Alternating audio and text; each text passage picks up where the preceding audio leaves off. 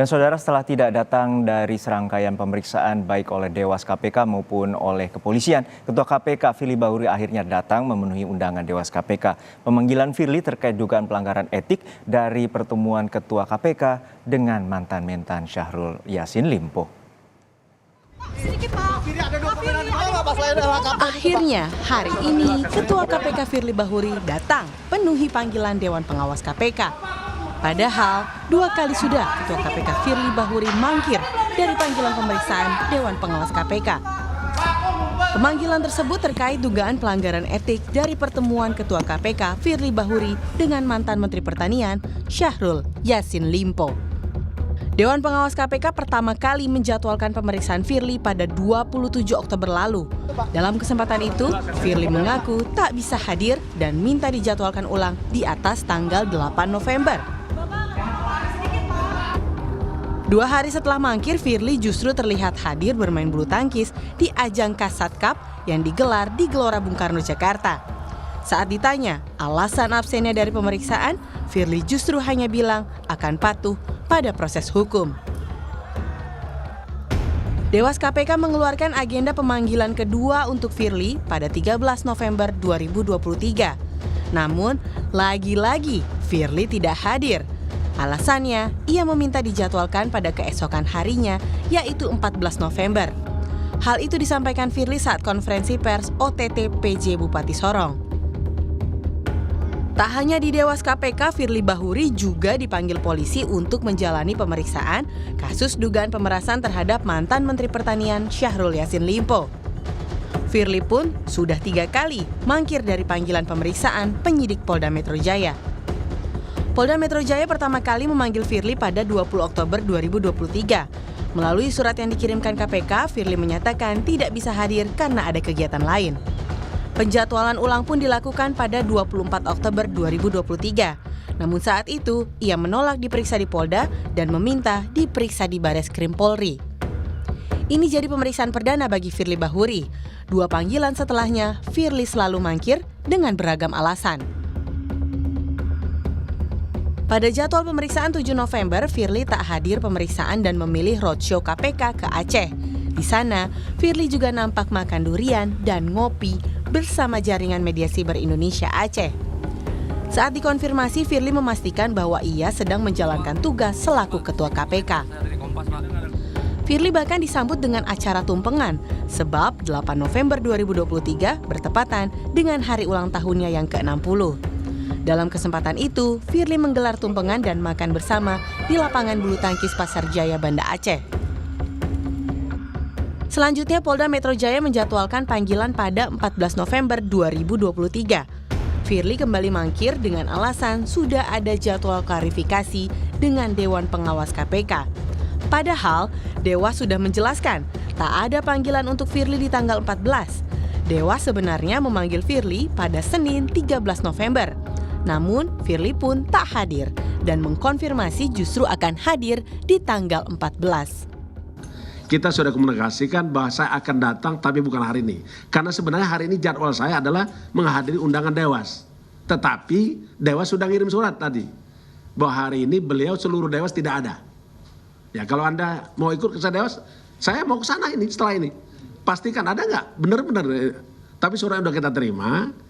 Di Dewas diagendakan berikutnya. Pemeriksaan hari ini tapi Firly... Loh kan kami kan mengundang, yang harus memberikan konfirmasi kan dari sana kan? Oke. Bener nggak? Berarti kemungkinan besar akan ada penjatuhan ulang pasca hari Selasa, Bu? Ya nanti kita lihat ya. Nanti kalau tidak hadir kan akan didiskusikan di Dewas ya. Pegiat anti korupsi Saur Siagian melihat tindakan Firly yang terus-menerus mangkir seolah menantang penyidik Polda Metro Jaya. Saur mendorong penyidik segera menetapkan status Firly sebagai tersangka. Firly Bahuri itu nantang-nantangin penyidik Polda. Saya tidak tahu bagaimana sangat terang benderang saudara Firly nantangin. Kalau kita lihat jarak Polda kemudian dengan Kuningan, saya pernah paling tidak 10 menit. Artinya tidak ada alasan bahwa saudara Firly ada di Jakarta untuk tidak memenuhi panggilan daripada penyidik Polda Metro Jaya. Oleh karena itu saya dorong kalau memang penyidik sudah cukup bukti tanpa lagi diperiksa, Cukup umumkan dia sebagai tersangka. Hingga kini total ada 91 saksi dan 8 orang ahli telah diperiksa dalam perkara ini. Saksi yang diperiksa termasuk pelapor Syahrul Yassin Limpo, sedangkan 8 ahli terdiri dari ahli hukum pidana, pakar mikroekspresi, dan ahli multimedia. Walaupun kasus ini disebut naik ke tahap penyidikan, tetapi polisi belum menetapkan tersangka. Tim Liputan, Kompas TV.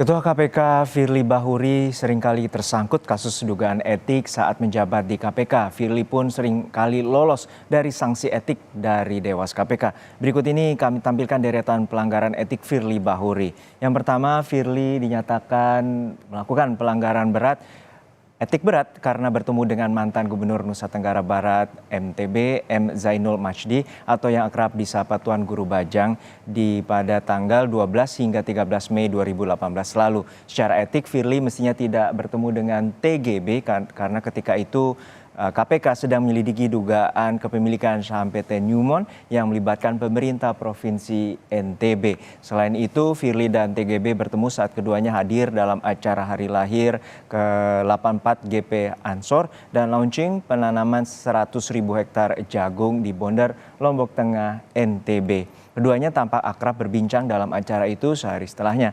Dan Firly kembali didapati berbincang akrab dengan TGB dalam acara di lapangan tenis Wira Bakti. Selanjutnya pada 8 Agustus 2018, Firly pernah menjemput langsung saksi yang hendak diperiksa penyidik KPK. Saat itu ia masih menjabat sebagai Deputi Penindakan. Saksi yang dimaksud adalah Wakil Ketua Badan Pemeriksa Keuangan atau BPK saat itu Bahrullah.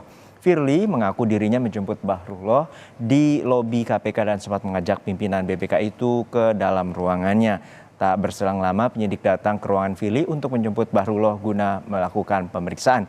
Firly saat itu menganggap bahwa perbuatannya hal yang wajar lantaran saksi tersebut merupakan mitra kerjanya. Namun demikian, pada September 2019 dia dinyatakan melakukan pelanggaran etik berat karena tindakannya. Lalu berikutnya saat menjalani uji kelayakan dan kepatutan di Komisi 3 DPR pada 2019 lalu, Firly juga mengungkapkan pertemuannya dengan seorang pimpinan partai politik. Pertemuan itu terjadi di sebuah hotel di Jakarta pada bulan November 2018. Namun ia menyatakan pertemuan itu tidak disengaja. Firly mengaku hadir atas undangan rekannya, lantas bertemu dengan ketua umum partai politik yang kebetulan juga hadir dalam acara itu. Firly tidak merinci nama ketua umum parpol itu, namun ia menyebutkan ia mengenal dekat suami dari ketua umum parpol tersebut. Firly mengaku tidak ada perbincangan politik dalam pertemuan itu. Berikutnya pada September 2020, Firly Bahuri dinyatakan melanggar kode etik karena bergaya hidup mewah. Pangkalnya Juni 2020, Firly yang ketika itu masih atau sudah menjabat sebagai ketua KPK menyewa helikopter milik sebuah perusahaan swasta untuk perjalanan pribadi dari Palembang ke Batu Raja, Sumatera Selatan. Tindakan Firly dilaporkan oleh ICW serta Masyarakat Anti Korupsi Indonesia ke Dewas KPK. Meski terbukti bersalah karena melanggar kode etik terkait dengan gaya hidup mewah, Firly hanya disanksi teguran tertulis.